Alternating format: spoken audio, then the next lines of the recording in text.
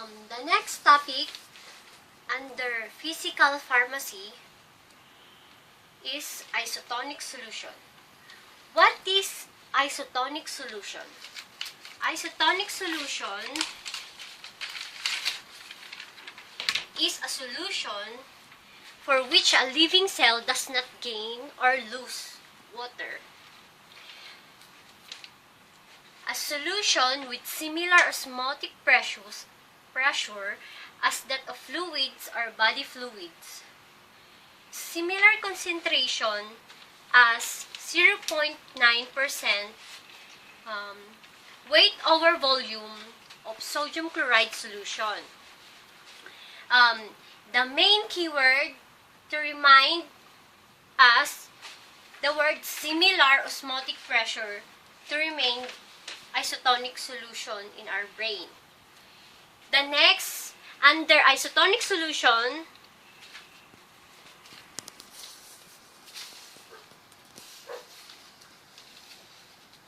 hypertonic solution and hypotonic solution. What is hypertonic solution? Hypertonic solution, a solution with more solutes, and it can cause crenation of the cell or shrinkage of the cell. And hypotonic solution, solution with less solutes, and it can cause swelling and or lysis of the cell. The keyword in hypertonic, the word hyper, it means more solutes. And the word hypotonic solution, hypo, means less solute. Next, we will proceed to the methods of adjusting isotonicity. There are two classes of methods of adjusting isotonicity. Class 1 is addition of a tonicity adjusting agent. Under that class, there are two methods. First, freezing point depression. A good example of freezing point depression. What is the freezing point depression of a 1.3 m solution of sucrose in water? And the given is Tf, which is 2.1. The formula to be used is Tf is equal to Kf multiplied by m. So, Tf is equal to 2.1, which is the Kf, that is the given,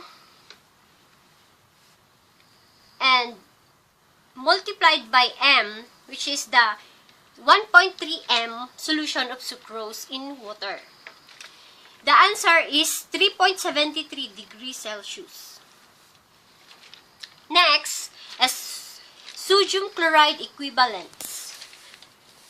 A good example for this is calculate the approximate E-value for a new amphetamine chloride derivative. The given are molecular weight is equal to 87, L-iso value is equal to 3.4, and the Tf is equal to 17. The formula of sodium chloride equivalent is Tf is equal to L-iso E over molecular weight.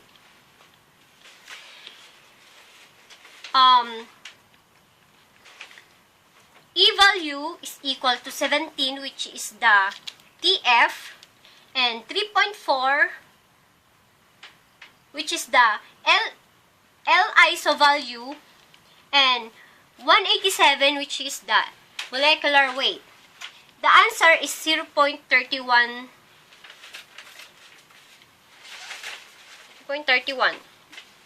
And the other methods is in class 2, which is the addition of water in dilution with buffered isotonic solution. There are two methods under this class. Number 1, Vincent method.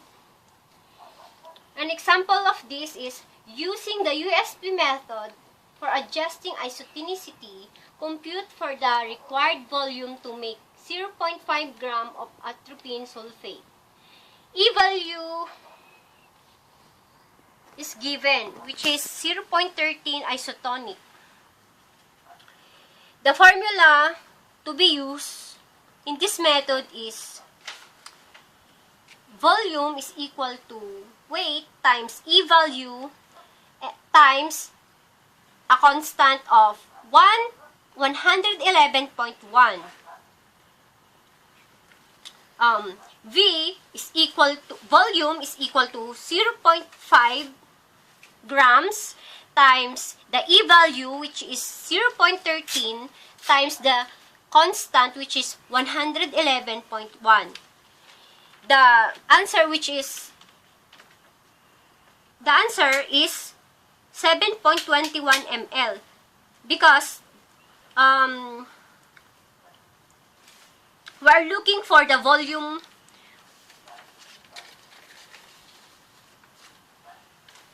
to make the 0.5 grams of atropine sulfate to be isotonic. Next is Sproul's method. Example, given 0.3 grams of the drug, V is equal to 0.3 times E-value times the constant 111.1. 0.3 gram times 0.13 times 111.1. The answer is 4.33 ml. The 0.3 gram of the drug add H2O until it reached 4.33 ml. The next topic is acid-base equilibria.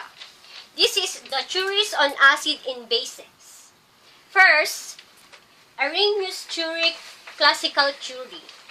The principle is dissociation theory, which is the acid liberates hydrogen and the base liberates hydroxyl.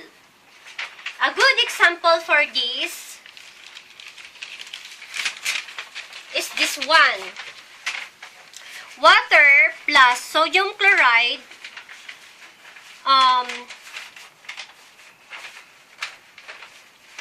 sodium plus chloride plus H2O. The next is Bronsted-Lowry theory, principle, proton concept, which is the acid, proton donor, and the base, proton acceptor. The example for this is HCl plus H2O and H3O plus Cl. And next, Lewis theory. Lewis theory, principal electron concept, which is the acid electron pair is acceptor and the base is electron pair donor.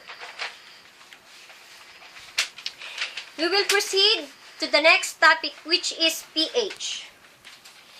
pH is the negative logarithm of the hydrogen concentration.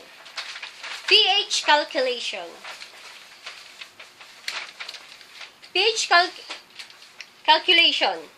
Under pH calculation, there are 4, which is the first, the strong acid. The formula we will use to get the pH of strong acid is pH is equal to negative log times hydrogen. A good example for this is Example of strong acids. What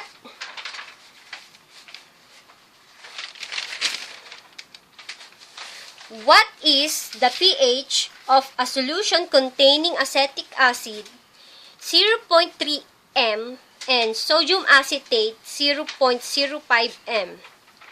First, we need to get the m. So, we derive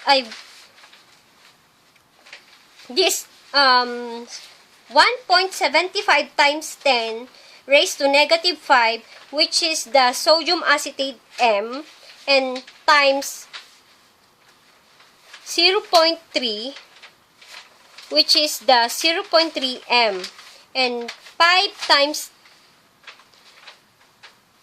10 raised to negative 2, which is the 0.5 m. The main formula for this is pH is equal to negative log times hydrogen. pH is equal to negative log 1.05 times 10 raised to negative 4, which is the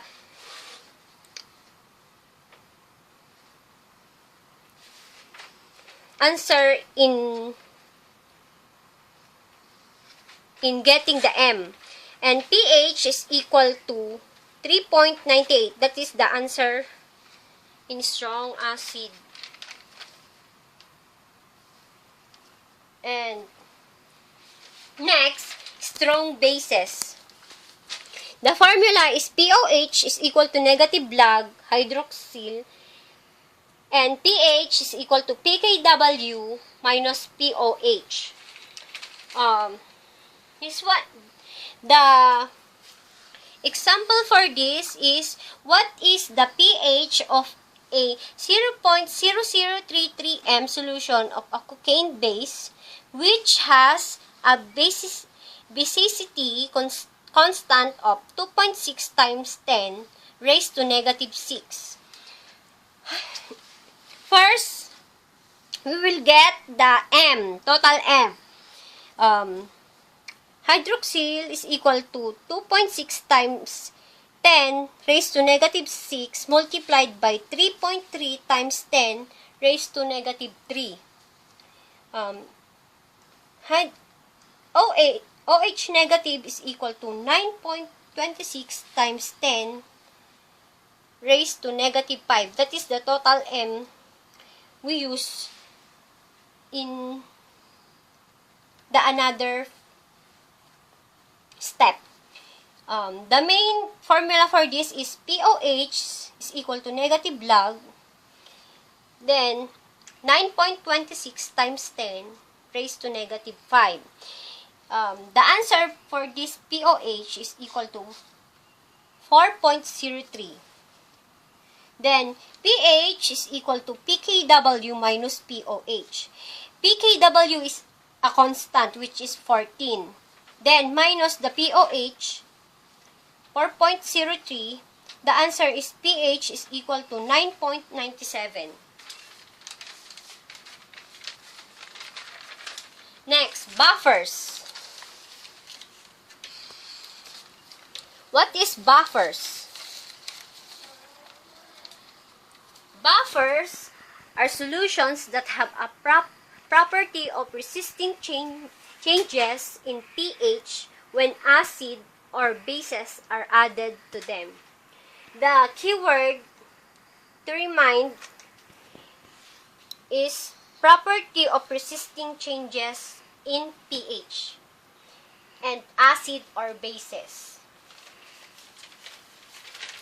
Under buffers, Henderson has a batch equation, aka buffer equation. There are two forms of buffer equation. This is the weak acid and weak base. An example for weak acid. Example for weak acid, what is the pH of 0.1 m acetic solution with a pKa is equal to 4.76? What is the pH after enough sodium acetate has been added to make the solution 0.1 m with respect to this salt? The formula we will use is pH is equal to pKa plus log salt over acid. pH is equal to 4.6, which is the pKa, plus log salt 0.1 m over acid 0.1 m. The answer is pH is equal to 4.76. The other form of under buffer solution is weak base. Example, what is the pH of a solution containing 0.10 mole of ephedrine and 0.01 mole of ephedrine hydrochloride per liter of solution? The pKb of ephedrine is 4.64. The formula we will use under this equation is pH is equal to pKw minus pKb plus log base over salt. pH is equal to pKw, which is the constant 14, minus 4.64, the pKb 0.64 plus log 0.10, the ephedrine, and 0.01, the ephedrine hydrochloride. pH is equal to 9.36 plus log 10 and pH is equal to 10.36. The answer is 10.36.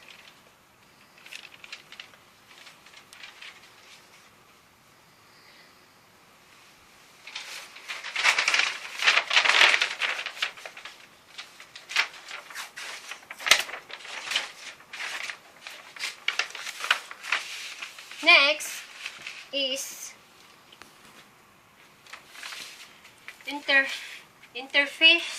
interfacial phenomena. Interfacial phenomena attributed to the effects of the molecules found at the interface, which is the boundary between two phases. Interfacial tension, surface tension. Next is surfactant. Molecules and ions that are absorbed at the interfaces are termed surface active agents or surfactants. This is the end of my report and the other topics under physical pharmacy we will be reported by my other group mates. Thank you.